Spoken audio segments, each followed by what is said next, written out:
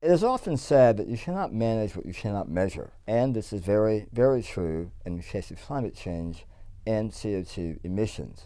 Carbon capture and sequestration by forests is one of the planet's free carbon dioxide management systems, but it's been severely diminished by deforestation. That deforestation is ongoing and is a current problem, as we all well know from the fires now burning in the Amazon. One way to reverse deforestation is to put a price on forest carbon sequestration, allowing restoration and conservation to proceed via financial carbon market mechanisms. These markets, however, so far have not impacted rates of deforestation appreciably.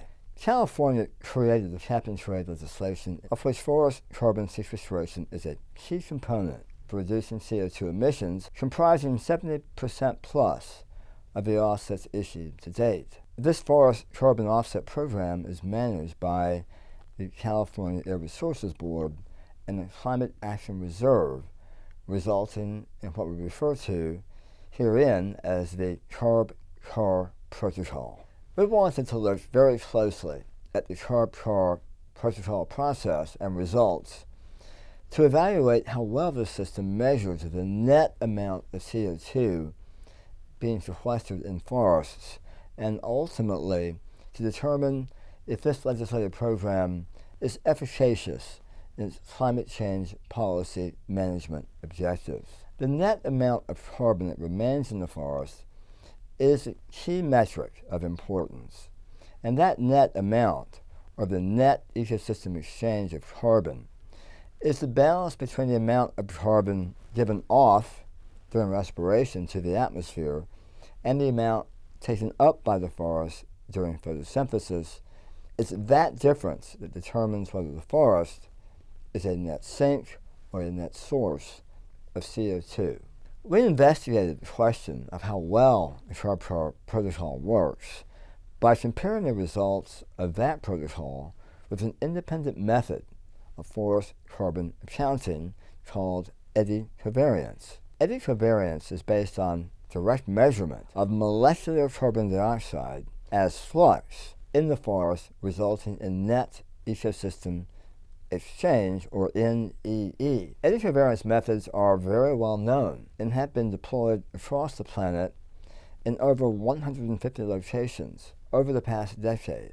And eddy covariance provides an important metric of net ecosystem exchange across regions, as well as a monitor for climate change impacts on forests.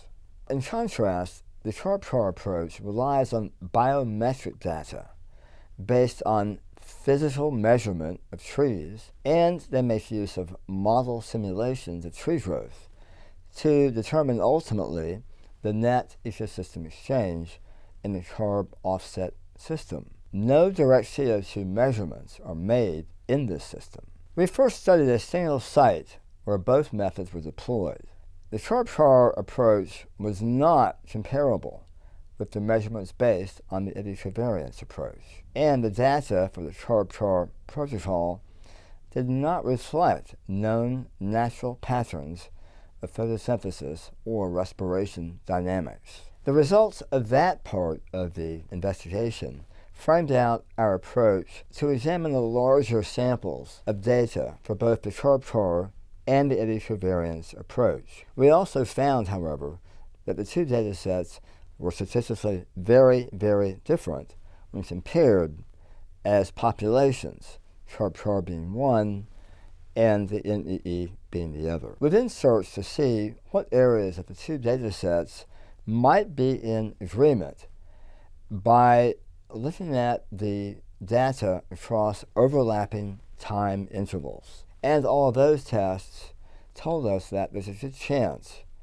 the CARB-CAR results are not reflective of the natural forest carbon processes, raising overall a red flag and providing criteria for invalidation. We draw four major conclusions from the study. One is that CARB-CAR protocols do not employ complete carbon accounting methods.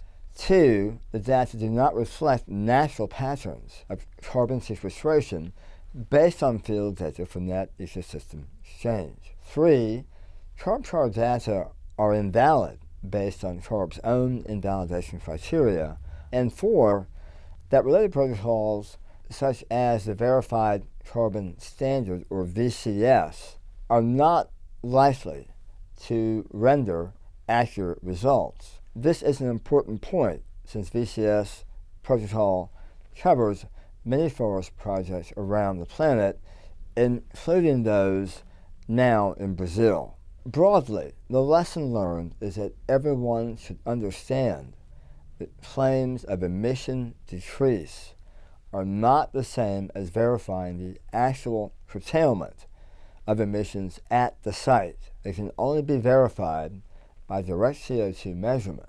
And moreover, in the case of CARB, this is a potentially vital U.S. program that has big implications for how the U.S. manages its climate policy now and going forward under climate change conditions. We recommend that whether they're governments or individuals or corporations, for voluntary or compliance purposes, all consumers should demand that claims of forest carbon storage or sequestration must be validated by direct and independent measurement.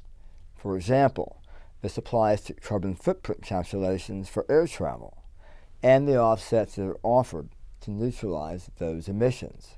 This also applies to cuts in emissions mandated or desired by corporate and government entities.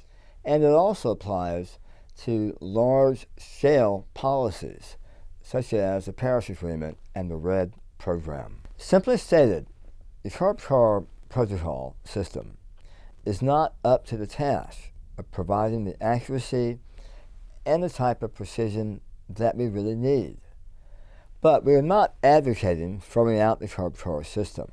I believe that the next step is collaboration between the CARB process and community and the net ecosystem exchange research communities. That should be a high priority for the state of California and for the U.S. Right now, voluntary and compliance markets have different pricing, but they're all bound by the same estimation protocols. However, once you measure directly and measure the same, then the gap disappears, and we have a very effective, standardized, and harmonized system for forest carbon transactions.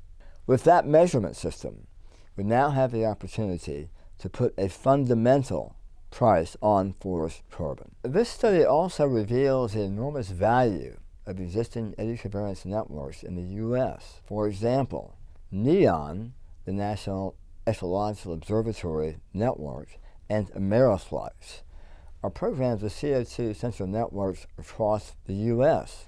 These are underutilized at the moment for carbon management, but they are, in my view, absolutely critical to have a U.S. program that provides verifiable information about carbon storage management across the U.S. We must have a verifiable, direct measurement system if we want to have an effective climate change policy that really makes a difference.